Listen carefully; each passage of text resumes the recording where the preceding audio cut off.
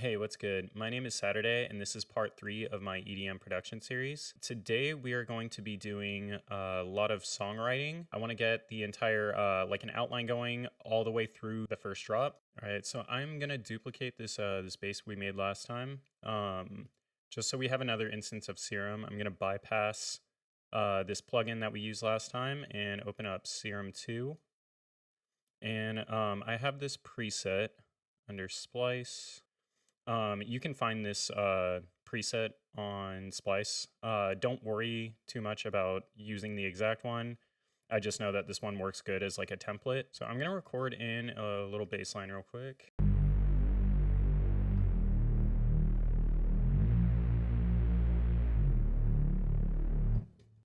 All right, perfect. So we're gonna do the same type of thing we did last time. We're gonna quickly quantize this. Also, so you guys can see where that is. It's right here. Boom.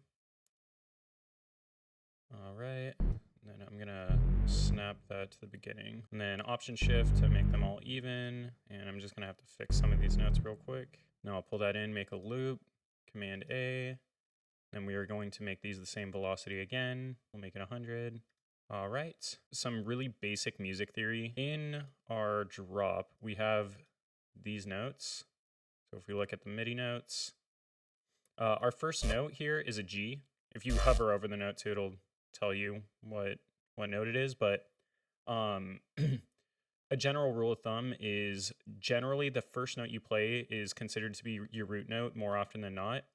And that's usually like the default key of the song. And in most instances, it's either going to be a major or a minor scale. The way that I can kind of tell, one, I usually just write in minor scales, but you can kind of tell by the tone of it. If it's a major scale, it tends to be a little bit brighter or like have like happier sounds. Minor scales tend to be a bit more like melancholy almost. So that's like a super basic way to know that. You can kind of like just mess around with notes and find what sounds good for you. If you play piano or something, it'll come easier. There's also even like algorithms in some DAWs. I think Logic has it. I don't really mess around with it too much. I'm pretty sure Ableton does, but you can like play in key, like whatever key you select, it'll generate notes for you. Some MIDI keyboards even have that functionality. Okay, so I'm gonna just loop this to bar 17. So we have four bars of this total, and I'm gonna duplicate this track again. Again, I'm only doing the duplication just so that we have another instance of Serum. I could also like option Command N and then select it in here. It's just a bit faster to Command D. And I wanna add in like a nice xylo pluck, and I have a good default template I wanna use. I think it's this one. Yeah, all right. Okay, I'm just gonna come up with some notes real quick. All right, so I came up with something. I'm just gonna record it in real quick.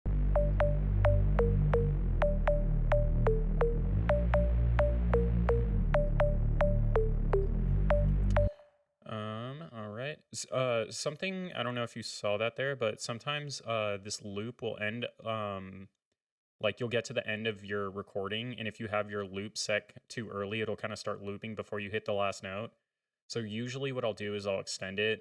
In this case, it's not really a big deal because it's just one note, but it can be annoying sometimes. Let's edit these notes really quick. So what I want to do is I want to make all these the same length again. So Option Shift and drag. So now they're all uniform. And what is this? Oh, that was the looped note that didn't get put in the correct spot, but this is what we have now.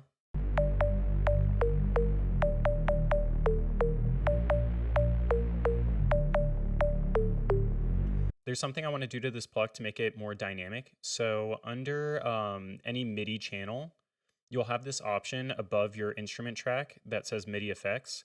So I want to go in here and I want to select note repeater. I'm just going to bring this down to one repeat. I'm going to leave everything else default and just leave this. And you're going to notice when I hit play here, you're going to hear like a weird click, but nothing's changing. The reason why it's doing that is because I have these set to repeat every 8th note, and these are extending longer than that. So I have to select all these and make them shorter. And now when I hit play, Now we get the repeating. So I want to just quickly, I'm going to go into Serum. I'm going to go to this effects tab real quick, and I'm just going to crank the reverb and delay a lot. I'm going to fine tune this a lot later on. I just want it more saturated with this so it has more distance and sounds closer to what I'm kind of like looking for with the sound.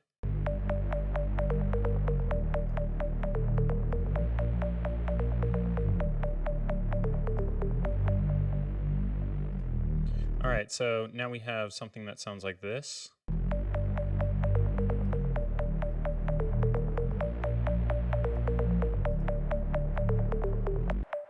Pretty nice. I also want to make sure that I set these to my fixed velocity.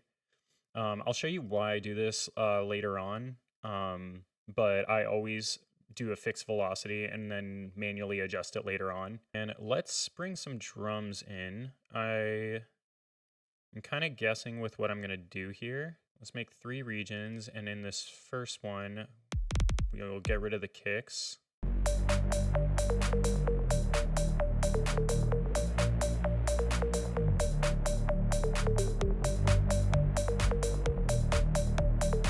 All right, and then here, I'm gonna here what I'm gonna do is you'll notice that affected all of these because there's 4 patterns per bar. So I'm gonna just cut this last one so that we're only editing this last square, and I'm gonna remove these last 2 kicks.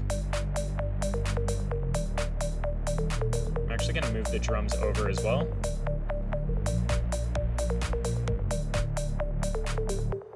All right, sweet. So we have like a nice little intro outline. What I want to do now is I want to get some vocals put in here, just so I have like kind of a concept for this track. And I did find one that I kind of liked. Perfect. It's this one. So I'm just going to drag this in and just going to drag it all the way at the bottom so that it'll create a new audio track for me. And something you'll notice, sometimes it'll tell you like the key of the track and the BPM. Sometimes it won't, but it's in Splice, it generally will tell you. So this is at 126 BPM, but we're at 130 BPM. So we're going to need to make sure that this is on beat with our song. So we need to speed this up so that it's at the same BPM. Logic has a function called flex time, this little ribbon that shows up at the top. By default, I always have this on, but if it's not, just toggle it on. This will only work with audio tracks. You cannot use flex time on MIDI. There's not really a point to. So I'm going to turn this on. And something I always mess with, a lot of the time, polyphonic will create like weird phase distortion and sound really bad. I always switch this to monophonic. Sometimes I'll get issues with it, and polyphonic actually sounds okay, but 99% of the time I have it there. And so I'm going to go to this top corner here, and you'll see this little bracket. If I click here, I can pull this in, and it'll like crush the entire track a little bit. All right, so we pulled that in. Now I want to get this matched up. So I'm going to try and, oh my God, I'm going to try and set this over here. If I start to fade away. So that fade away is actually the start of the beat. So I want that to be hitting here, I believe. Fade away. Don't know what to say if I start to fade away. Super loud. Will we be okay if I start to fade away? Don't know what to say if I start to fade away. Will we be okay? All right, perfect. I kind of want this to start with the vocal and go straight into the bass. It just sounds nice to me. I'm going to duplicate this audio track, and then I'm going to copy it down here. And I know it's in between each beat, so I'm going to do the same thing over here. It should be here, actually, I think. Let's make sure that's right. Perfect. And we'll just duplicate this again. All right, and now we have something that sounds like this. If I start to fade away, don't know what to say if I start to fade away. Will we be okay? So now we have kind of an outline for this track. The main section we're missing right now is a build that transitions from our verse into our hook, or our verse into our drop.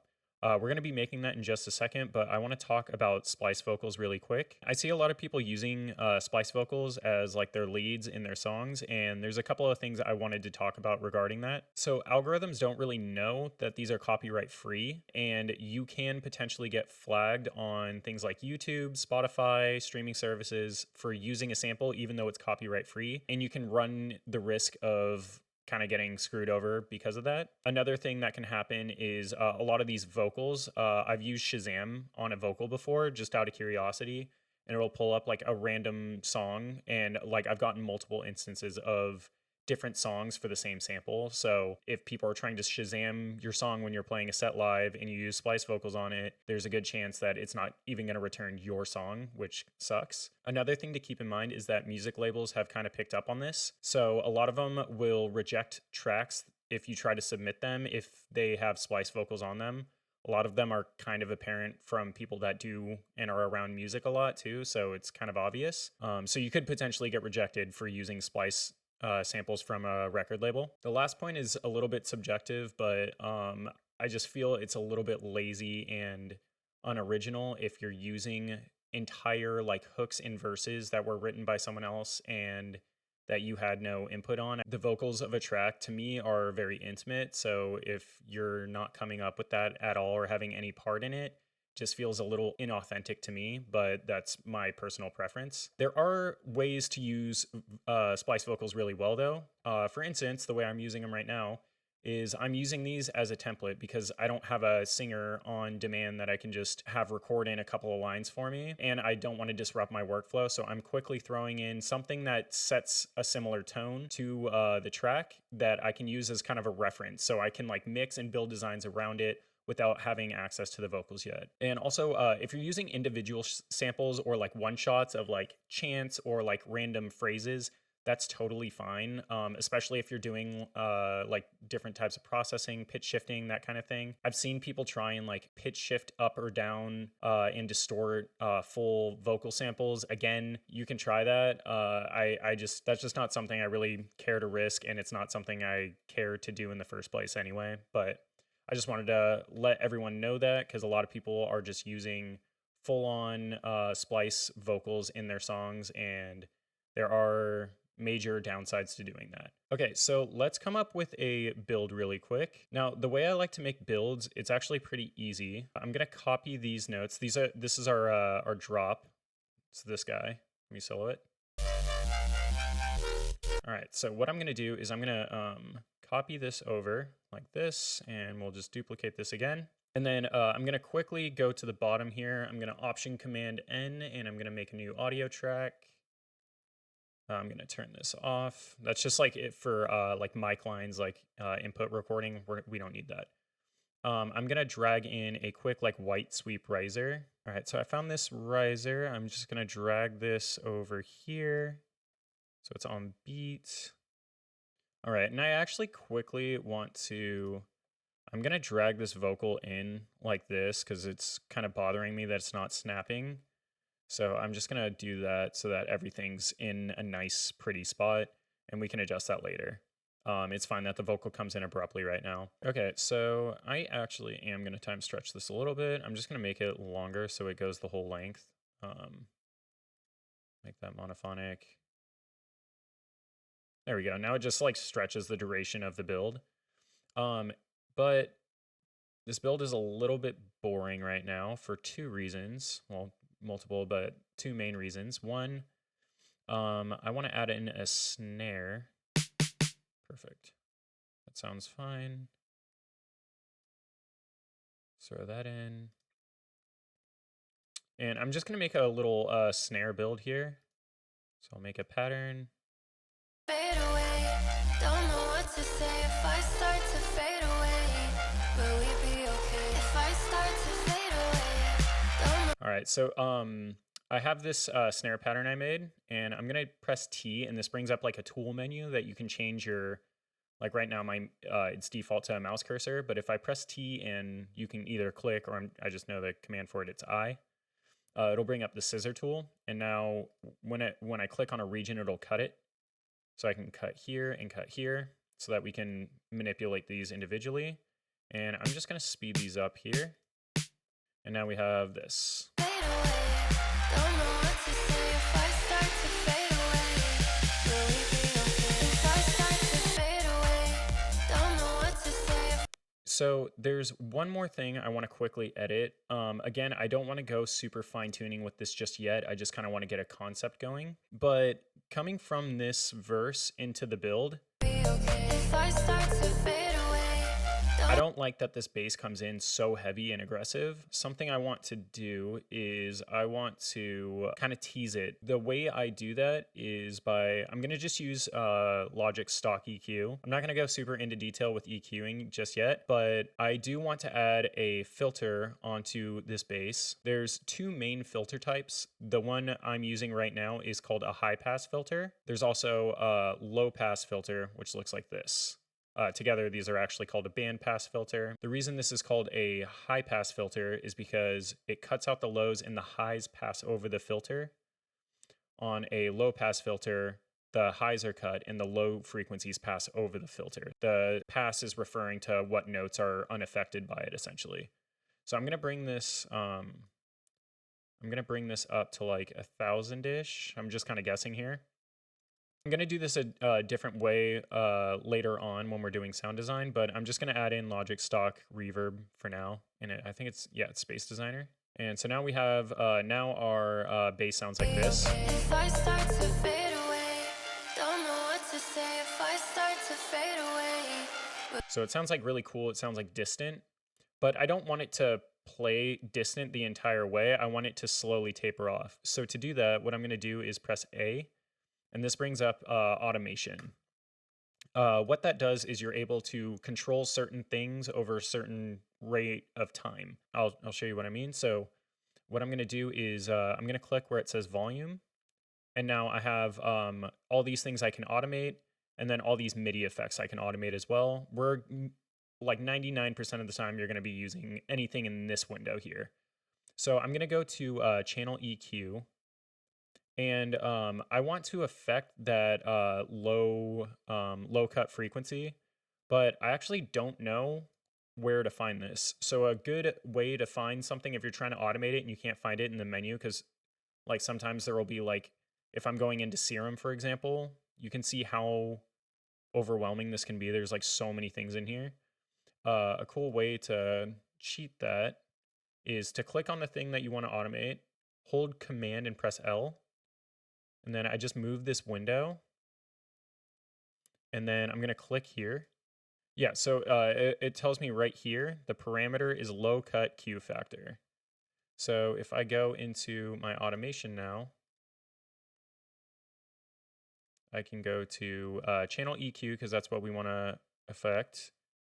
And I think technically it's low cut frequency. I think the Q factor was just another thing it thought I was grabbing.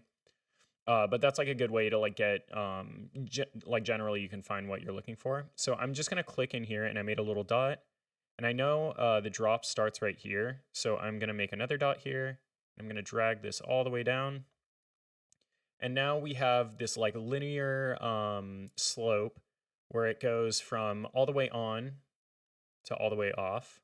So you'll see it moving.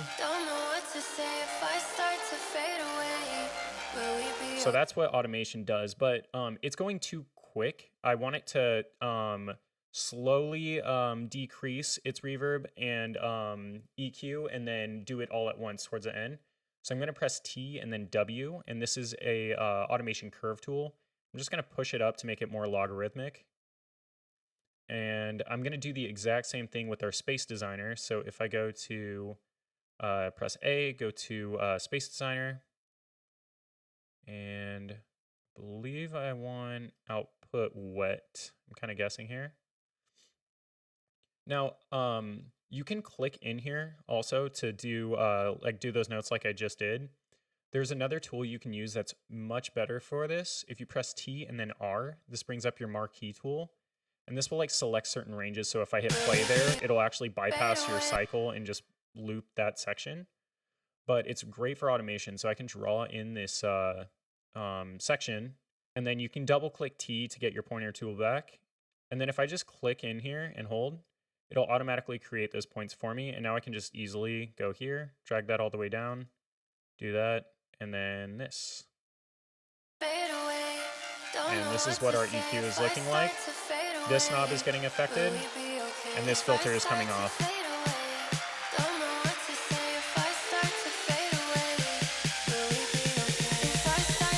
You'll also be able to tell your automation too. You'll be able to see these little lines in here, so those will show up. I might turn this a little bit less intense. Maybe something like that. Okay, and now we have kind of like a nice outline. I want to go to this top section here. And this is show and hide global tracks. You can press G to bring this up or click up here. So I'm going to make sure my playhead's all the way at the start, and I'm going to click marker. And then I know that our build starts here, so I'm going to make another marker. And then I know our drop starts here at 25, so I'm going to make another marker. And then I'll make another one right here. And now what I can do, I'm just going to shift click these and pull them in so they don't overlap, just because I'm OCD. And I'm going to do type in here and do intro. I'm going to do build 1, drop 1, and then I'll do transition. This might change, but that's a decent-ish outline for now.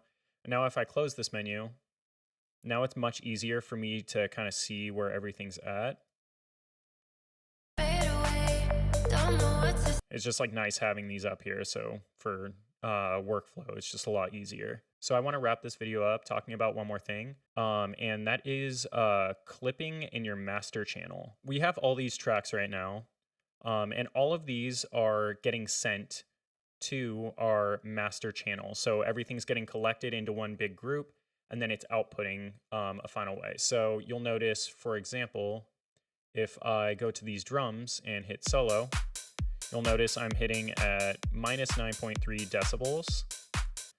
But then on my master, when I unsolo, I'm much louder than that. That's because there's a bunch of other sounds that are getting added in with these drums to make it louder. Now, if you get too much information that's too loud, you'll do something called clipping. So I'll show you what that looks like really quick. I can probably just do that by boosting my bass a lot.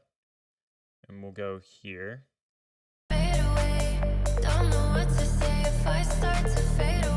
All right, so see how it turned red and got to 0.9? All this means is that the collection of all your sounds is going louder than 0 decibels. All you need to know about this is when it goes red, that indicates that you're causing distortion. We'll cover like distortion a lot more in detail later on, but just know that the sound that's created by this type of distortion is generally unpleasant. It usually doesn't sound good. You can also have digital distortion.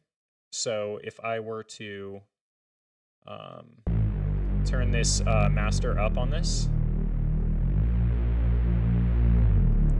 you'll notice here it's orange and 0.9. That it'll show up as orange when it's on like a MIDI channel, and it'll show up as like a digital clipping because it's not the same as audio clipping. It's kind of weird, but also still bad. It's just not a pleasant sound, and you generally don't want that to happen. One of the first things I do in all my sessions is I will add a limiter onto my master channel so that I prevent clipping, but more importantly, I prevent it from, if I have a setting left on and I hit play, it doesn't like go super, super loud and like blow my ears out. So I'm going to use I'm going to throw on, I think Logic has a stock limiter. I think it's this.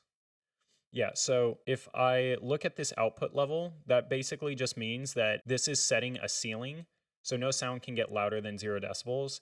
If I were to pull this down to like minus 10, nothing will get louder than minus 10. So it's basically you setting in a limitation for how loud things can get. That's what limiting does. So I always just have one activated on my master channel, like right when I start up a project, just to, yeah, like protect my ears in case something gets super loud. Now, something I see a lot of people doing when they first start out is they'll move this master fader because it's like too quiet or too loud. If this is clipping and it's showing red, I wouldn't advise pulling this down.